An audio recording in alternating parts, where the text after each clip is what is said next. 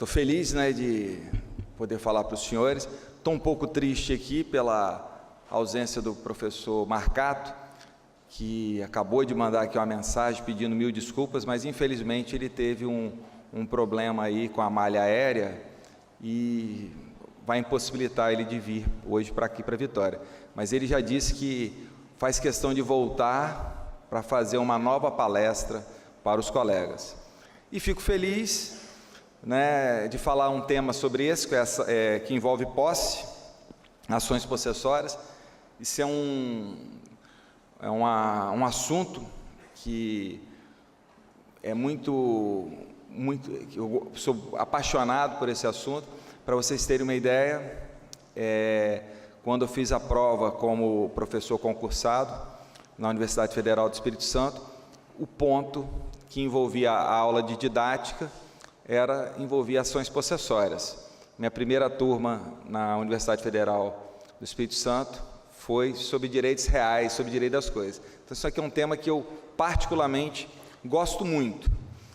E vou tentar aqui, nesse tempo, e aí vejam, aqui eu acho que é o objetivo, e as palestras até agora têm sido nesse sentido, colocar uma reflexão para os colegas, que não cabe aqui ficar falando sobre o que é ação possessória, o que não é ação possessória, enfim, uma discussão rasa sobre isso. Eu acho que os colegas têm uma dimensão perfeita do que é ação possessória, e na verdade o que eu vim fazer aqui é desdizer tudo o que os colegas pensam, e desdizer para colocar de uma forma clara e absoluta de como as ações possessórias, efetivamente, elas têm um novo colorido. Nós vivemos um outro momento com as ações possessórias, e infelizmente, continuamos analisando as ações possessórias tal como se analisava na época do direito romano. Não é nenhuma questão de se voltar à Constituição de 88. Veja por que eu digo isso, e eu vou falar um ponto aqui muito importante. Se eu falar bem assim, vou dar alguns exemplos. Por exemplo, ação reivindicatória é uma ação possessória? Ação de uso capião, muito obrigado. Ação de uso capião é uma ação possessória? Veja, quando eu falo isso aqui, eu tenho certeza absoluta de que os colegas falam assim: olha, isso não são temas de ação possessória. Na verdade, e aqui, se cada um fechar os olhos, eu digo que a grande maioria, e não tenham vergonha no que vai acontecer, vocês vão lembrar da ação possessória, da ação de reintegração, da ação de manutenção e do interdito proibitório. É isso, e mais ainda, provavelmente vocês vão estar pensando naquela hipótese em que o vizinho invadiu o terreno do vizinho, ou seja, numa visão absolutamente curta das ações possessórias. E por que eu estou chamando a atenção, e eu quero neste ponto mostrar para os senhores de como nós avançamos, de como a gente está num momento do processo, num momento do direito material muito mais avançado, e nós continuamos a ser pequenos quando a gente pensa na ação possessória. Esse raciocínio que cria perplexidades. E aqui eu queria que os senhores já tivessem uma dimensão de um ponto que a doutrina não se preocupa, muito menos os tribunais, mas que é fundamental para nós como advogados, nós temos essa divisão. Existem as ações possessórias lato sensu, e é uma classificação que eu faço, e existem as ações possessórias stricto sensu. Vejam, por que isso é absolutamente relevante.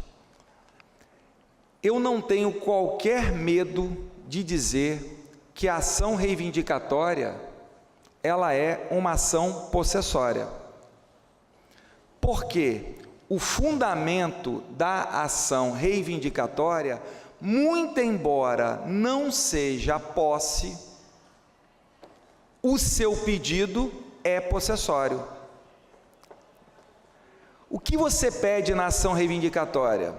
E veja como a gente aprendeu, basta ler o artigo 1228. É a ideia de que reaver a coisa.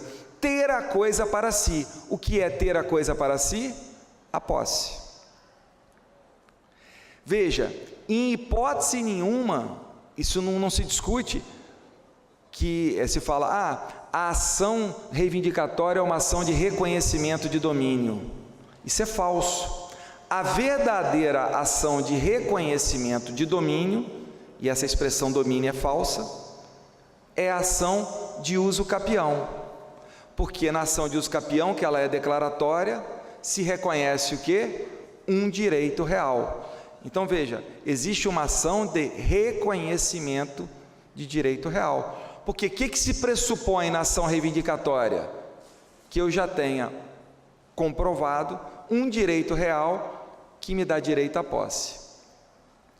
Aí vocês vão dizer bem assim, mas ei, se você disse então que a ação de uso capião, ela é uma ação de reconhecimento de domínio, corretamente dizendo, corrigindo, uma ação de reconhecimento de direito real, ela não é uma ação possessória.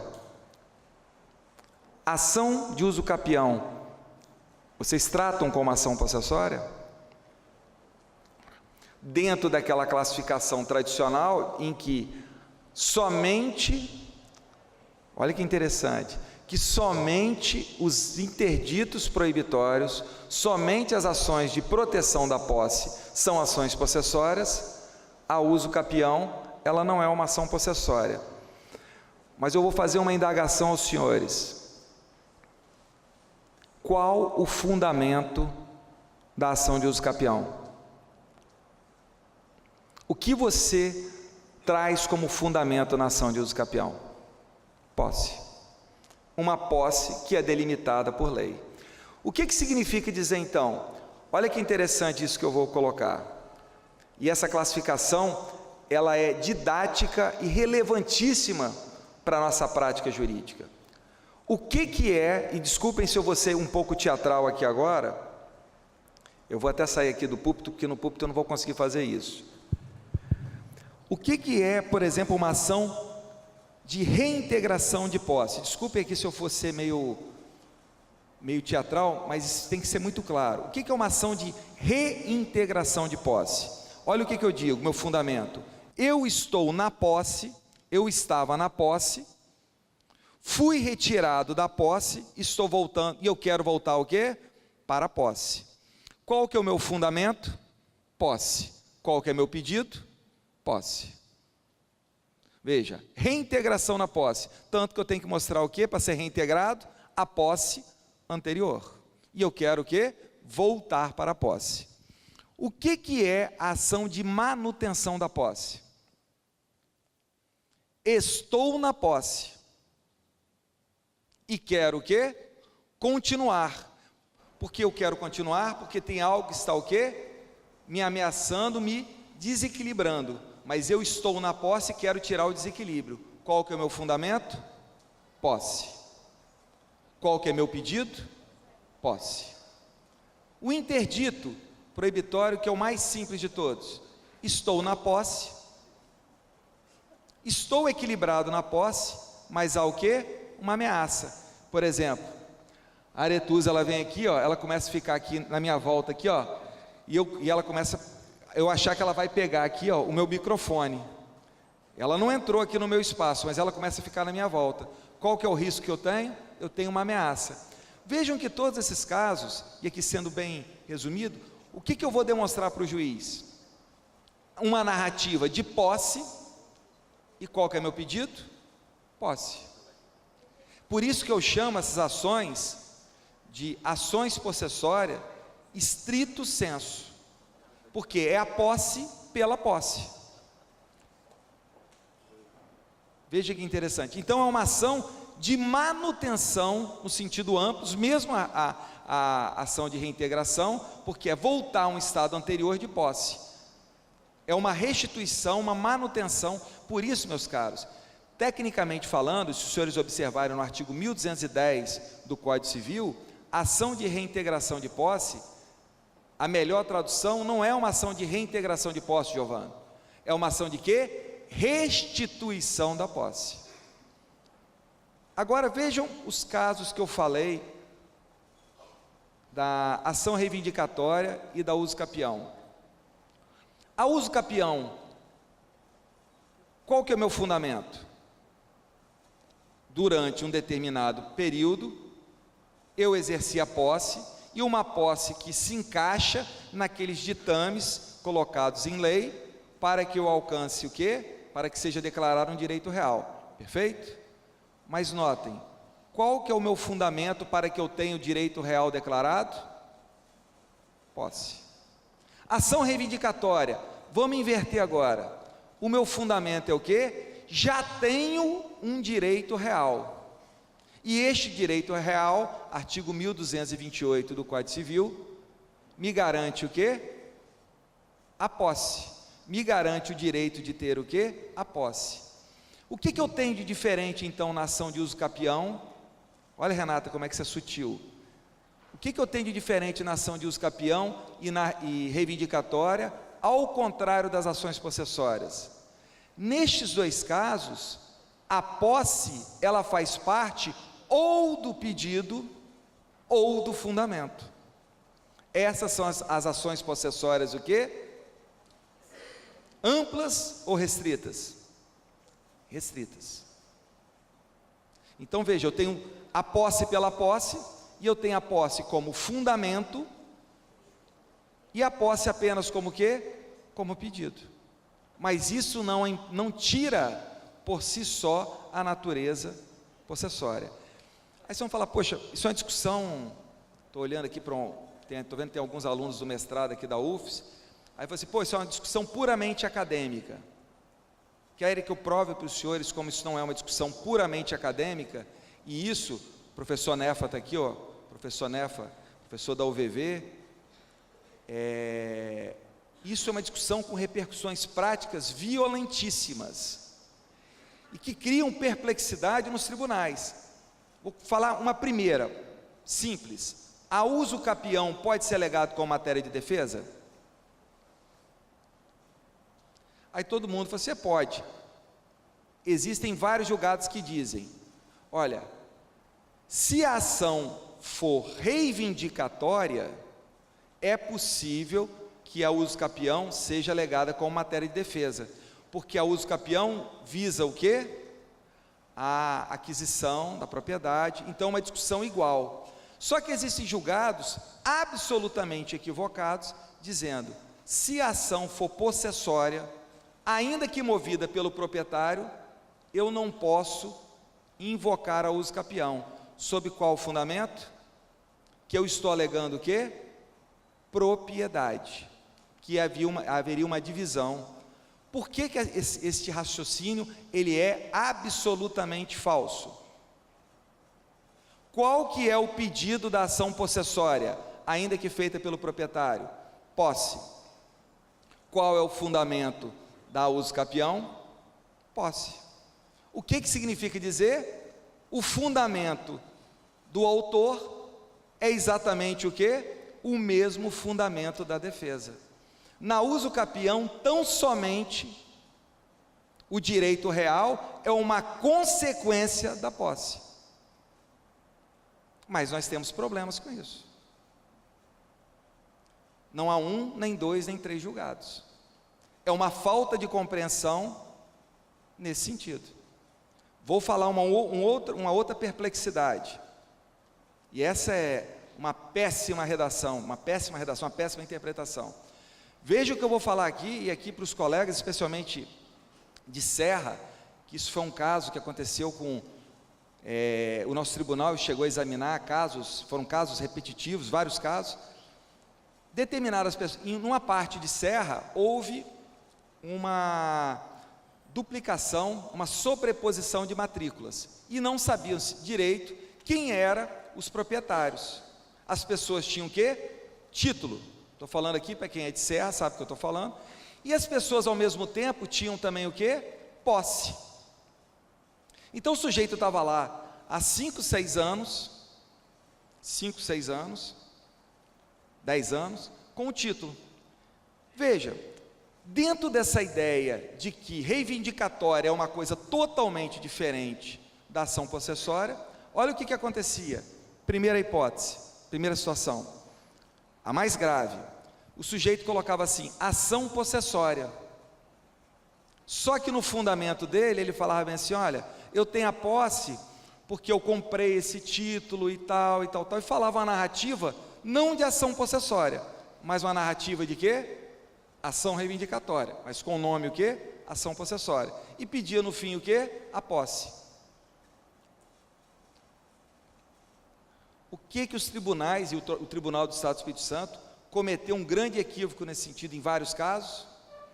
Simplesmente se valeu do nome da ação para extinguir as ações possessórias, que falando bem assim, olha, ação possessória só pode ter como fundamento a posse. E o fundamento aqui é o quê? Direito real. Pergunta aos senhores, e se não tivesse o nome da ação, haveria algum problema? Isso era caso de extinção ou era caso de, dentro dessa concepção, correta interpretação da ação que foi proposta? Simplesmente de quê? Correta interpretação da ação que foi proposta. Tanto é, veja, que se entrar com essa ação e colocar assim, ação, não dizer se é possessória ou reivindicatória, não haverá problema nenhum. Mais ainda, e aí, vejam que esse é um ponto muito importante, eu sou proprietário, que é esse caso típico da Serra, e estou na posse, eu fui turbado, eu fui esbulhado, eu tenho dois fundamentos distintos para proteger a minha posse? Vocês entenderam a minha pergunta? Eu sou proprietário dessa área, eu estou aqui há 10 anos, eu tenho ou não tenho duplo fundamento para entrar com uma ação para proteger a minha posse? Tenho ou não tenho? Eu posso entrar tanto com a ação possessória, quanto com a ação reivindicatória. Os senhores concordam comigo? Mas aonde está escrito que eu só posso entrar com uma ou com outra? Me digam onde está escrito isso. Os senhores poderão dizer, é uma interpretação do artigo 557 do Código de Processo Civil. É uma interpretação do artigo 1210 do Código Civil, de que há uma divisão entre juízo possessório e juízo real, juízo reivindicatório. Meus caros, o que quer dizer esses dispositivos é que simplesmente existem fundamentos distintos, nada mais, mas que ambos levam o quê? A mesma coisa, a posse. Porque se eu fizer essa interpretação, o que significa dizer? É uma interpretação inconstitucional, em que eu estou violando o acesso à justiça.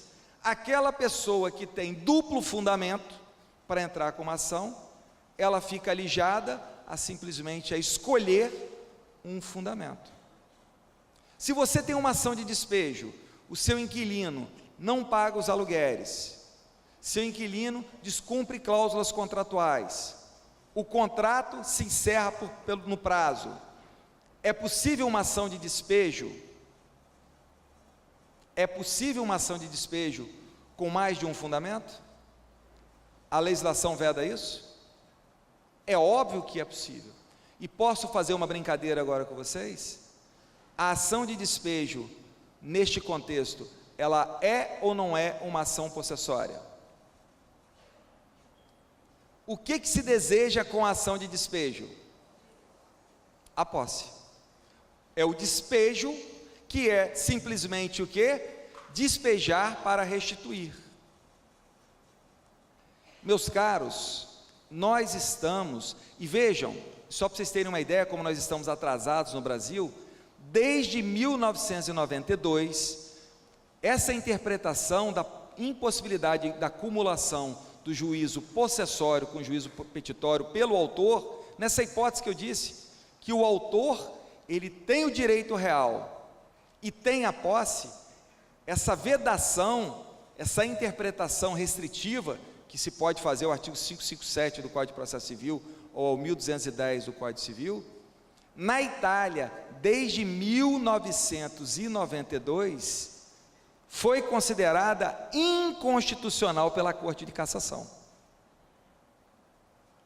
Ou seja, e aí fazendo um gancho com o nosso evento aqui, nesse vacácio de 30 anos de Constituição, o que a Itália entendeu? Não posso interpretar as ações possessórias com uma análise do direito romano, porque as ações possessórias são muito mais amplas do que isso.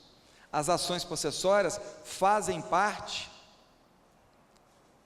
de um conceito mais amplo, que não é simplesmente a posse pela posse. Isso são chamados o quê? As ações interditais. Mas existem o quê? Outras ações possessórias. Pergunto aos senhores, quantas ações os senhores viram serem cumuladas como fundamento, de forma clara, direito real e posse, nos 30 anos para cá? E se nós observássemos essas ações, nós veríamos que elas tiveram sucesso no judiciário. E aí eu queria colocar para os senhores, vejam, esse tema, se vocês quiserem anotar aí, para vocês fazerem uma pesquisa depois, esse tema é um tema muito atual que vem sido debatido hoje pela doutrina. O Fórum Permanente de Processualistas Civis editou, na minha concepção, um dos enunciados mais relevantes do tema, é o enunciado 65. Se vocês colocarem aí no Google, vocês vão achar, enunciado 65 do FPPC, que tem a seguinte redação: o artigo 557 do CPC 15 não obsta a acumulação pelo autor de ação reivindicatória e de ação possessória, se os fundamentos forem distintos. A única impropriedade que esse enunciado tem, que ele fala, se os fundamentos forem distintos. Mas não é se os fundamentos forem distintos. Sempre os fundamentos serão o quê? Distintos. Porque a ação possessória, qual o fundamento, Giovanni? Posse. Ação reivindicatória, qual o fundamento? Direito real. Então esse enunciado, ele traz para o nosso direito, essa visão de acesso à justiça e uma visão clara, uma visão não romana das ações possessórias. O tempo aqui é curto e é muito mais uma ideia para a gente refletir, porque se a gente não pensar nisso, outras perplexidades que são comuns de acontecer, especialmente no âmbito da ação de uso capião, nós vamos ter que admitir. Veja essa hipótese que eu vou colocar para os senhores. E eu tenho um parecer que eu entreguei tem mais ou menos, sei lá, uns 50 dias, 60 dias no máximo, 2 meses. Olha que situação curiosa. Uma ação de uso capião, ok? Que é julgada improcedente, depois de 12 anos. Qual que é a consequência jurídica dessa ação de uso capião que é julgada improcedente depois de 12 anos? É a primeira pergunta do parecer. O réu tem direito à posse? Olha o que a gente trabalha. 12 anos depois, o autor da ação de uso capião, ele perde. E qual a situação jurídica do autor, do réu? Ele perde. Porque ele não tem tutela nenhuma. Porque simplesmente se discutiu na ação de uso capião o quê? Se a pessoa ia adquirir ou não adquirir o direito real. O que levaria a uma situação tão maluca que o réu teria que propor uma ação possessória ou reivindicatória após 12 anos. Há sentido nisso? Agora, se eu admito que a ação de uso capião ela é uma ação possessória, o que o réu pode postular na contestação? A retomada do bem, a depender do desfecho da ação. Veja, este raciocínio que eu coloquei para os senhores, é teórico ou ele é pragmático? É teórico ou é pragmático? O caso do meu parecer, olha que caso espetacular. O meu cliente, ele tinha 12 anos de posse. Só que os 12 anos de posse dele, 12 anos de posse concreta, construindo, plantando, não eram suficientes para que ele tivesse a uso capião. Por que não era suficiente para ter uso capião? Porque não tinha um problema do prazo, porque não tinha 15 anos para uso capião extraordinário. E segundo, ele tinha outro imóvel, mas ele tinha o quê? A posse. O réu não tinha posse. Foi julgado, olha que interessante, improcedente o pedido da ação de uso capião. Mas eu pergunto para vocês, foi aferido no curso da ação quem tinha melhor posse? E nesse caso, o réu, ele vai ingressar com uma ação possessória que ele já sabe que vai perder? Porque ao longo do processo já foi examinado quem tem a melhor posse? Veja, o meu pedido, desse determinado cliente, o pedido da uso capião foi julgado o quê? Improcedente. Mas o que foi analisado nesse processo também? Quem tinha a melhor posse. Indago aos senhores, essa ação teve ou não teve caráter possessório? No fim da história, diferente do primeiro exemplo, quem ficará na posse? Só que ficará na posse por uma situação de fato, porque não há nenhuma decisão garantindo a posse do cliente. Ou seja, 12 anos se discutindo para uma decisão de improcedência que resolveu só parte do conflito. O que significa dizer, meus caros? Voltando aqui, e essa reflexão que eu coloco para os senhores, essa análise de ações possessórias puramente a partir da reintegração de posse, manutenção de posse, interdito proibitório, resolve nossos problemas? Ou isso é uma tríade de interditos criados no direito romano que não resolvem mais efetivamente os nossos problemas?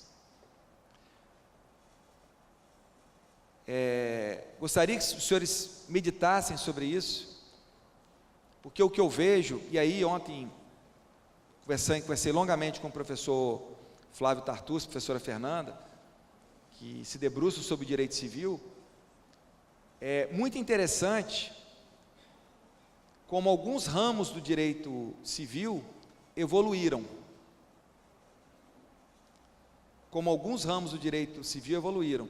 E aí eu destaco o direito de família, o direito da personalidade. Mas há ramos do direito civil, e aí em especial, o direito das coisas, que nós continuamos como se ainda no direito romano. É necessário uma revisitação do direito das coisas. É absolutamente necessário rever o direito que envolve a posse. A posse num sentido amplo. Veja, as discussões sobre posse hoje não são mais o terreno. As discussões sobre posse hoje são outras. Apenas, só um ponto para os senhores terem uma ideia, a grande preocupação dos tribunais hoje são os conflitos possessórios de grande número de pessoas. Mais ainda, determinadas questões que podem ter algum ponto de contato com a posse, mas a gente se nega a ver. Outro exemplo, a questão do rolezinho, a questão de uso de determinadas marcas. Será que nós, com a interpretação que nós continuamos fazendo do CPC, e do Código Civil em relação dos dispositivos quanto à posse, nós temos condições de resolver essas questões? Ou, e aqui já em desfecho, continuamos com todo o respeito sendo advogados como Caio Tício e Télvio? Se os senhores quiserem ser Caio Tício e Télvio, tudo bem. Eu não quero, eu quero ser Rodrigo Mazei. Muito obrigado.